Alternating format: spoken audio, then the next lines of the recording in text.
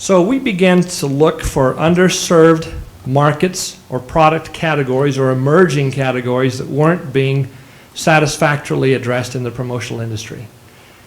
And after some months of research, on a weekend and at night and so forth, we finally identified a niche that we felt had potential. At that time in the retail world, there was a trend in candle, bath, and body kinds of products. Places like Bath and Body Works were just starting to really proliferate everywhere, and nobody yet had addressed that category in the promotional industry. Logoing candles or logoing lotions or logoing personal care products. No one really had significantly addressed it. So we put a business plan together, decided that's what we wanted to do, and then contemplated the funds that would require to start the business. Now, I think you've had the opportunity to hear from a number of people about funding and raising funds and capital and so forth. There's a number of ways to go about it. But our first question was, who do we know who would have money they might be interested in investing and who might have trust in us?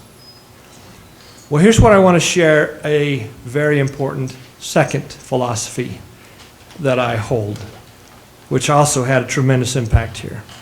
And it is to never, ever burn your bridges.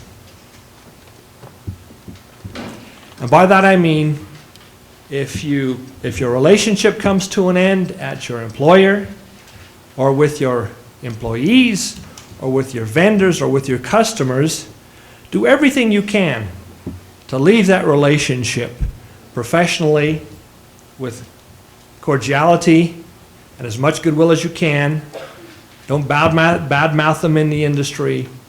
Try to leave on respectful terms. And we had done that when we had been invited to depart DataPad some 5 years before that.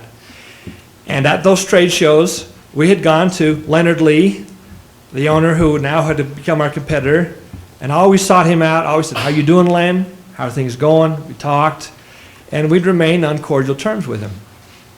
Well, Leonard Lee's the first person we thought of, who we knew had money and might be interested and knew at least something of our capacities. So called Leonard, said, "Can we have lunch with you?" Sat down over a half-hour lunch, told him about our business plan. By the end of the visit, we had an agreement in principle that he was enthused to enter a partnership with us and be a silent financial partner for our business. So never burn your bridges. You never know when you might want to walk back across one for something.